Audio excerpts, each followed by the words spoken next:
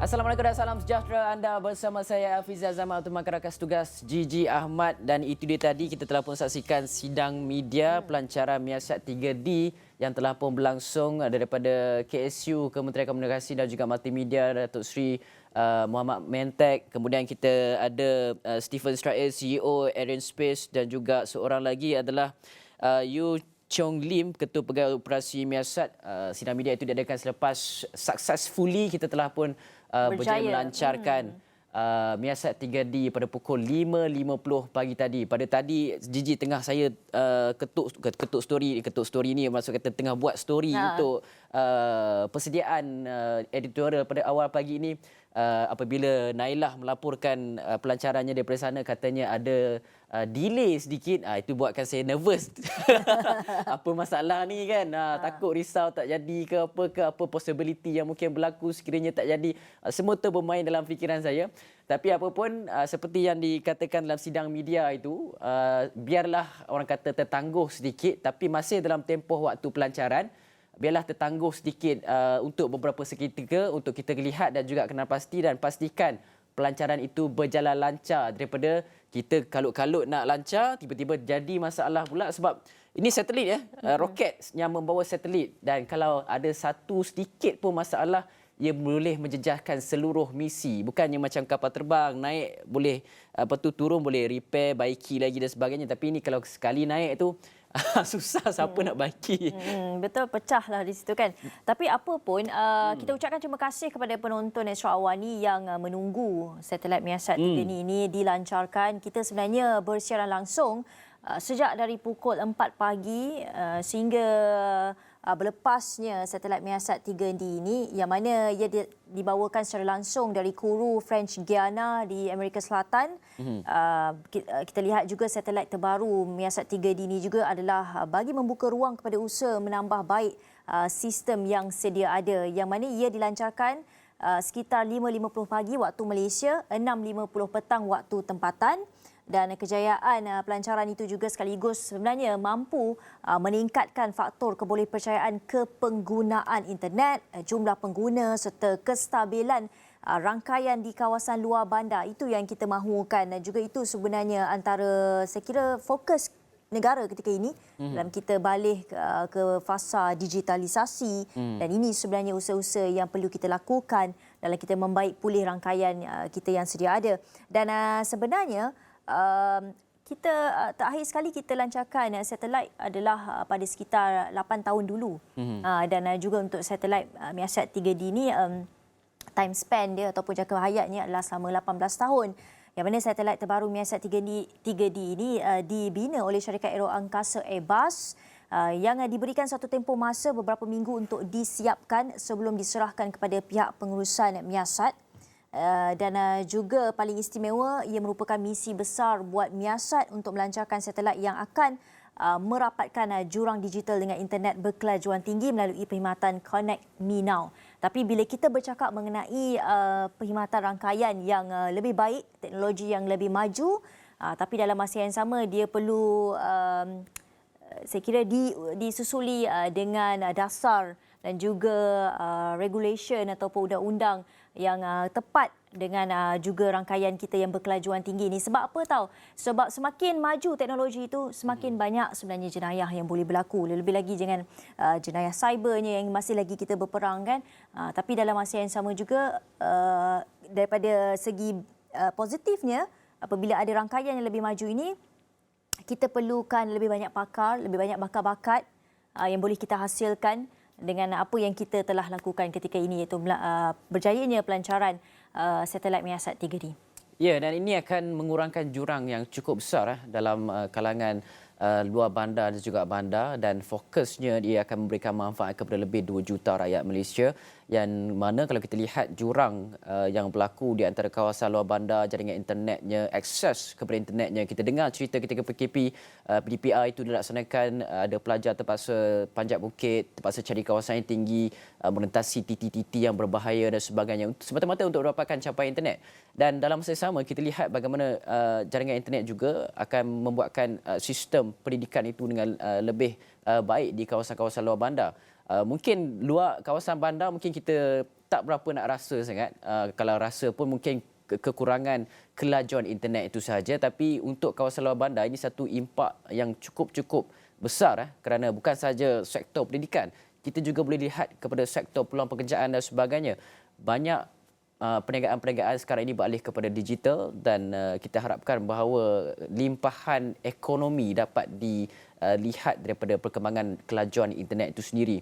Dan dalam masa yang sama juga kalau kita lihat kos untuk nak satelit Miasat ni 1.2 bilion ringgit, ada jangka hayat lebih kurang 18 tahun dan dimiliki oleh Miasat, syarikat tempatan milik penuh rakyat Malaysia, tapi keupayaan perkhidmatan Miasat 3D sebaliknya lebih luas dan meliputi di Asia Tenggara, Asia Pasifik, Afrika dan juga Eropah Selatan. Dan Miasat ini juga akan sokong aspirasi kerajaan iaitu sasaran kita 100% akses internet menjelang 2025 di bawah rangka Tengah Ekonomi Digital Malaysia, MyDigital dan juga inisiatif jalinan digital negara jendela dalam menghubungkan dan juga pendigitalan negara. Tapi apapun sebenarnya kita lihat ataupun kita saksikan dalam sidang media tadi, satu perkara yang amat menarik perhatian saya adalah satu, akses kepada internet 100%. Kita daripada 4G sekarang kita ada di setengah kawasan 5G.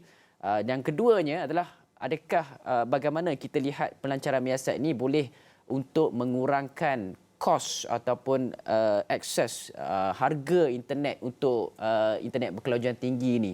Itu juga mainkan faktor yang cukup penting. Sebab apa? Sebab kita bayar dalam kapasiti tertentu, sudah tentu kita mahukan perkhidmatannya cekap, cemerlang dan juga laju untuk pastikan kita tiada masalah melakukan rutin-rutin harian, perniagaan, kerja dan sebagainya, pendidikan juga. Jadi kita harapkan itu antara perkara yang turut sama dapat kita rasai dan juga nikmati bersempena dengan pelancaran Miasat 3D ini. Apapun, kami akan bawakan kepada anda laporan berkaitan dengan Miasat 3D ini. Cukup bersejarah untuk negara apabila pelancaran ini telah pun berjaya. Satu trivia yang menarik berkenaan dengan pelancaran satelit Miasat 3D ini adalah ia mempunyai 10 kali kapasiti lebih tinggi berbanding satelit yang sedia ada. Pastinya keluasan liputan 4G atau 4G ketika ini sudah membadai, tapi dengan adanya pelancaran Miasat 3D ini kiranya liputan 4G itu akan lebih baik. Ketersambungannya, jalur lebarnya akan lebih baik daripada sebelum ini. Kiranya seperti yang kita sebut, kawasan-kawasan pedalaman terpencil juga boleh menikmati kemudahannya ataupun faedah daripada pelancaran satelit Miasat 3D ini. Dan satu perkara yang antara perkara yang juga menarik perhatian saya adalah berkaitan dengan bidang aero angkasa ni. Tapi ada satu isu lah. Isunya adalah sekarang ni kita lihat kita kurang sikit sebenarnya Gigi untuk pelajar-pelajar yang memasuki aliran STEM, sains dan juga matematik ini. Jadi mungkin kita boleh perbanyakkan lagi program-program yang boleh menarik minat pelajar-pelajar daripada sekolah rendah, sekolah menengah untuk mereka fokuskan kepada bidang STEM ini, kerana kita boleh melahirkan ramai pakar-pakar sebenarnya. Kita ada kapasiti tersebut. Kita didedahkan dengan bidang aero angkasa ini. Kita bukan tak ada ramai pakar, cuma kita mahukan mereka ini ke depan. Dan bagaimana interaksi, engagement mereka dengan masyarakat itu untuk menarik minat seawal usia muda ni untuk menerokai bidang aero angkasa, kerana kita juga boleh tempatkan ramai pihak daripada negara Malaysia ini ke luar negara sana. Mungkin kita akan ada second astronaut kan selepas Sheikh Muzaffar selepas ini, apakah tapi kena lihatlah kenapa kita perlu hantar dan sebagainya, sebab ia melibatkan kos yang begitu tinggi. Tapi apa pun ini adalah sebagai salah satu usaha dan juga inisiatif untuk pastikan bahawa bidang aero angkasa di Malaysia kita juga tak ketinggalan, kita juga selari dengan negara-negara maju dan kita sedang mencapai ke arah tersebut.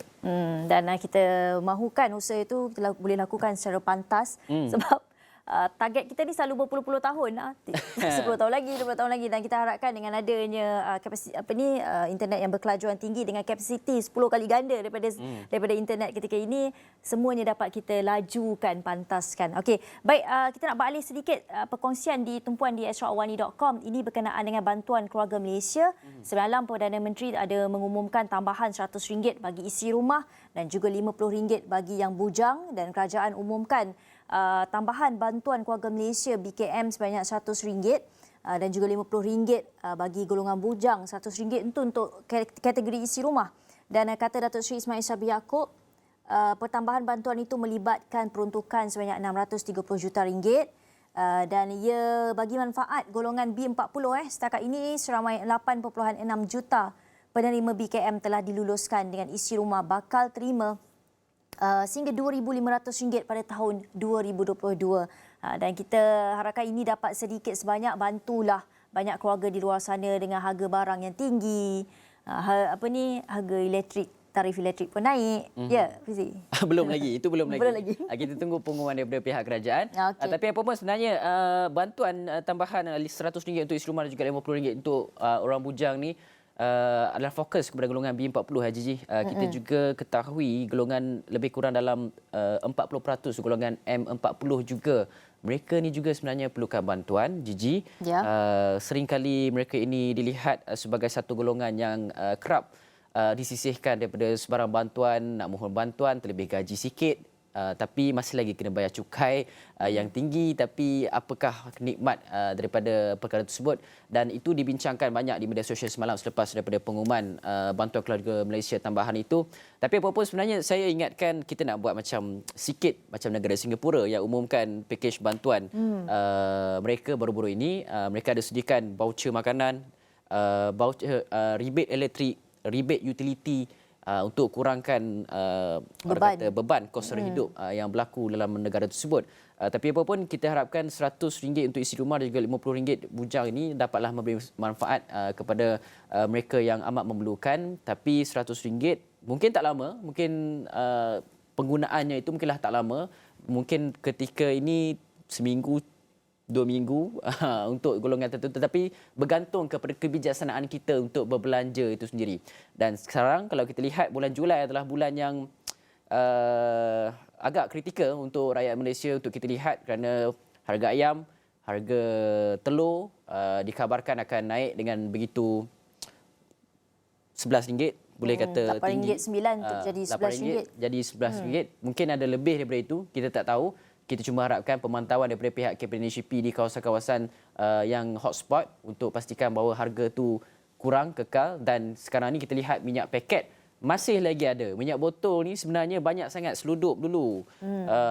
Banyak sangat seludup dan buatkan kerajaan rasakan tak perlu lagi berikan subsidi. Jadi itu antara sebab lah. Antara sebab. Dan tapi kita masih lagi ada minyak paket. Minyak paket ni kalau pergi kat pasar raya, kita boleh ambil 3 paket sahaja. Tak boleh lebih daripada itu. Dan tak boleh digunakan untuk syarikat, peniaga-peniaga dan sebagainya. Tak boleh.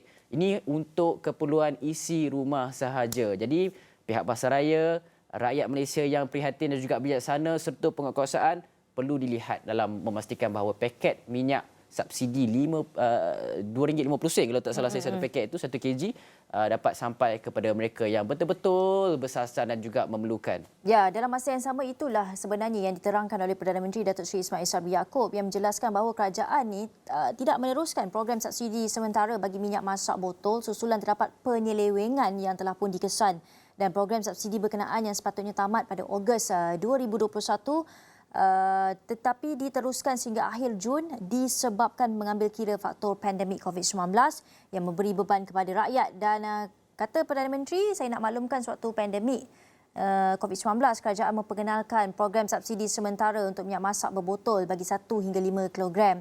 Ia bagi membantu rakyat ketika pandemik dan kosnya sebanyak RM55 juta bermula Ogos 2021. Itu antara penjelasan daripada Perdana Menteri berkenaan dengan subsidi minyak.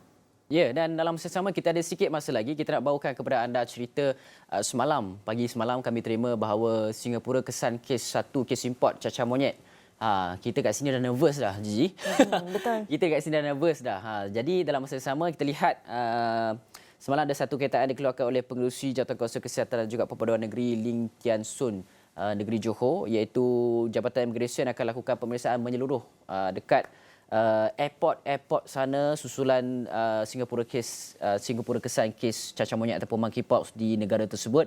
Dan kita dah buat kajian siap siaga, telah pun beri surat amaran kepada semua petugas imigresen khususnya di pihak sempadan, dan mereka akan saring di pintu utama masuk sempadan negara. Kalau ada siapa masuk Malaysia ada simptom-simptom, mereka perlu lapor terus kepada Jabatan Kesihatan Negeri Johor. Jadi kita harapkan persediaan, kesiapsiagaan petugas di Barisan Harapan Sempadan yang menerima tetamu daripada luar negara untuk peka dan sebagainya untuk pastikan bahawa kita tidaklah menjadi satu perkara yang buruk nanti mungkin cacar monyet kalau ada negara kita. Kita tunggu daripada Pertubuhan Kesihatan Sedunia.